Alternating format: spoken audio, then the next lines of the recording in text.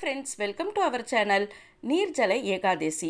இந்த 2024 வருடத்தில் வரக்கூடிய நீர்ஜல ஏகாதசி எந்த நாளில் வருகிறது? அன்றைய தினத்தில் நமது இல்லங்களில் இந்த விரதத்தை எந்த முறையில் மேற்கொள்ள வேண்டும்? இந்த ஏகாதசி விரதத்தை மேற்கொள்ளும் போது பிராமணருக்கு நாம் என்னென்ன பொருட்களை எல்லாம் தானமாக தர வேண்டும்? இப்போ நான் சொல்கின்ற இந்த பொருட்களில் உங்களால் முடிந்தால் அனைத்து பொருட்களையுமே வாங்கி தரலாம்.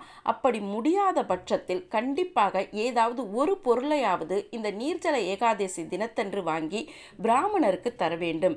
இப்படி தருவதினால் உங்களுடைய ஜென்மாந்திர பாவங்கள் கழிந்து புண்ணியங்கள் சேர ஆரம்பிக்கும். அதே மாதிரியே இந்த நீர்ஜல ஏகாதசி தினத்தன்று நாம் விரதத்தை ஆரம்பிக்கும் போது இந்த விரதத்தை முடிப்பதற்கான நேரமும் சரியானதாக இருக்க வேண்டும்.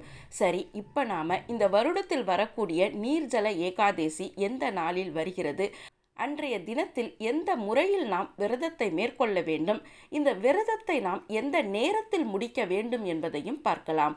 ஒரு சிறிய வேண்டுகோள், இந்த பதிவு பிடிச்சிருந்ததுன்னா லைக் பண்ணுங்கள், ஷேர் பண்ணுங்கள், கமெண்ட் பண்ணுங்கள், மறக்காமல் சப்ஸ்கிரைப் பண்ணுங்கள். வாங்க இப்போ இந்த பதிவில் நம்ம போகலாம். ஏகாதசி விரதம் என்பதே நம்முடைய பாவங்களை போக்கக்கூடிய ஒரு விரதமாகும். நாம் தெரிந்தோ தெரியாமலோ செய்த பாவங்கள் அனைத்தும் விலகி நமக்கு புண்ணியம் சேர வேண்டுமென்றால் கண்டிப்பாக மாதத்தில் வருகின்ற 2 ஏகாதசி தினங்களிலும் விரதத்தை மேற்கொள்ள வேண்டும். அதாவது மாதத்திற்கு 2 முறை ஏகாதசி விரதம் வரும், வருடத்திற்கு 24 முறை ஏகாதசி விரதம் வரும். உங்களால் வருடத்தில் வருகின்ற 24 ஏகாதசி விரதத்தையும் மேற்கொள்ள முடியவில்லை என்றால் குறைந்தது இந்த நீர்ஜல ஏகாதசி தினத்தன்று விரதத்தை மேற்கொண்டு அன்றைய தினத்தில் சில வகையான பொருட்களை நாம் பிராமணருக்கு தானமாக தர வேண்டும். இந்த பொருட்களை எல்லாம் நாம் பிராமணருக்கு தானமாக தருவதினால் உங்களுடைய பாவங்கள் அழிந்து உங்களுக்கு புண்ணியம் சேர ஆரம்பிக்கும். உங்களுக்கு மட்டும் கிடையாது, உங்களுடைய வருங்கால சந்ததிகளுக்கும் அந்த பாவங்கள் போய் சேராமல் அவர்களுக்கு புண்ணியத்தை நீங்கள் சேர்த்து வைப்பீர்கள். ஆகவே தான் இந்த நீர்ஜல ஏகாதசி தினத்தன்று கண்டிப்பாக விரதத்தை மேற்கொண்டு நாம் சில வகையான பொருட்களை பிராமணருக்கு தானமாக தர வேண்டும். இந்த நீர்ஜல ஏகாதசி தினத்தன்று நாம் விரதத்தை மேற்கொண்டாலே வருடத்தில் வந்த 24 ஏகாதசி விரதத்தையும் மேற்கொண்டதற்கான பலன் நமக்கு கிடைக்கும். ஆகவே தான் மறக்காமல் இந்த நீர்ஜல ஏகாதசி தினத்தன்று முடிந்தவரை நீங்கள் தண்ணீர், ஆகாரம் எடுத்துக்கொள்ளாமல் இந்த விரதத்தை மேற்கொள்ள வேண்டும். நீர்ஜல ஏகாதசி என்பதே அன்றைய தினம் முழுவதுமே உணவோ நீரோ ஜூஸோ எந்த வகையான நீர் ஆகாரமும் உணவும் நாம் எடுத்துக்கொள்ளக்கூடாது, பழங்களும் எடுத்துக்கொள்ளக்கூடாது. இதுதான் நீர்ஜல ஏகாதசி என்பது. அன்றைய தினம் முழுவதுமே நாம் எந்த ஒரு பொருளையும் உண்ணாமல் விரதத்தை மேற்கொள்ள வேண்டும். அப்படி உங்களுக்கு தண்ணீர் குடிக்காமல் இந்த விரதத்தை மேற்கொள்ள முடியாது என்று நினைத்தால் உங்களால் எந்த முறையில் இந்த விரதத்தை மேற்கொள்ள முடியுமோ அந்த முறையில் நீங்கள் விரதத்தை மேற்கொள்ளலாம். ஆனால் நீர்ஜல ஏகாதசி என்பதே தண்ணீர், ஆகாரம் எடுத்துக்கொள்ளாமல் இருப்பதுதான். உங்களால் முடிந்தால் இந்த விரதத்தை நீங்கள் மேற்கொள்ள வேண்டும். முடியாத பட்சத்தில் ஏகாதசி தினத்தன்று தண்ணீரோ ஜூஸோ எடுத்துக்கொண்டு, பழங்கள் எடுத்துக்கொண்டு இந்த விரதத்தை மேற்கொள்ளலாம். ஆகாரம் என்பது கண்டிப்பாக எடுத்துக்கொள்ளக்கூடாது. இந்த விரதத்தை முடிக்கும் போதுதான் நீங்கள் ஆகாரத்தை எடுத்துக்கொள்ள வேண்டும். நீங்கள் நீர்ஜல ஏகாதசி விரதத்தை மேற்கொள்கின்றீர்கள் என்றால், அதாவது தண்ணீர் எடுக்காமல் இந்த விரதத்தை மேற்கொள்கின்றீர்கள் என்றால் அந்த நேரத்தில் உங்களுக்கு தாகம் எடுக்கும். அந்த தாகம் எடுக்கின்ற சமயத்தில் சுத்தமான ஒரு கிளாஸில் தண்ணி எடுத்து அந்த தண்ணீரை நாம் பல் தேய்க்கும் போது எப்படி வாய் கொப்பளிப்போமோ அந்த முறையில் வாயில் தண்ணீரை விட்டு கொப்பளித்து வெளியில் கொட்டிவிட வேண்டும். அந்த தண்ணீரை நீங்கள் முழுங்கக்கூடாது.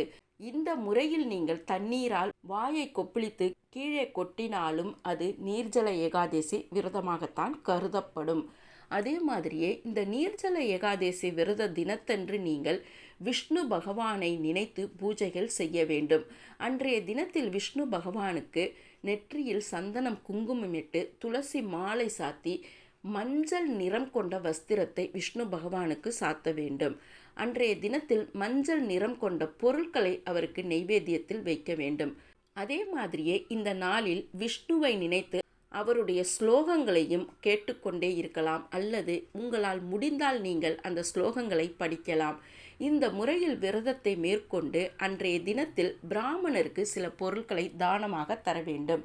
இந்த ஏகாதசி தினத்தன்று நீங்கள் பிராமணருக்கு இந்த பொருட்களை தானமாக தருவதினால் உங்களுடைய ஜென்மாந்திர பாவங்கள் விலகி உங்களுக்கு புண்ணியங்கள் சேர ஆரம்பிக்கும். உங்களுடைய வருங்கால சந்ததிக்கும் இந்த புண்ணியங்கள் போய் சேரும். ஆகவே முடிந்தவரை இந்த நீர்ஜல ஏகாதசி தினத்தன்று உணவு நீர் எடுக்காமல் விரதத்தை மேற்கொண்டு இந்த பொருட்களை எல்லாம் நீங்கள் தானமாக தர வேண்டும். தானமாக தர வேண்டிய பொருட்கள் என்பது செருப்பு, குடை, கம்பளி, உணவுப் பொருட்கள், அதாவது தானிய வகைகளில் எந்த பொருள் வேண்டுமானாலும் தரலாம். அதனுடன் தட்சணையாக 11, 21, 51, 101 என்ற எண்ணிக்கையில் ரூபாய் வைத்து அவர்களுக்கு தரலாம். முடிந்தவரை வேஷ்டி அங்கவஸ்திரம் வாங்கி அவருக்கு வஸ்திர தானமும் செய்யலாம்.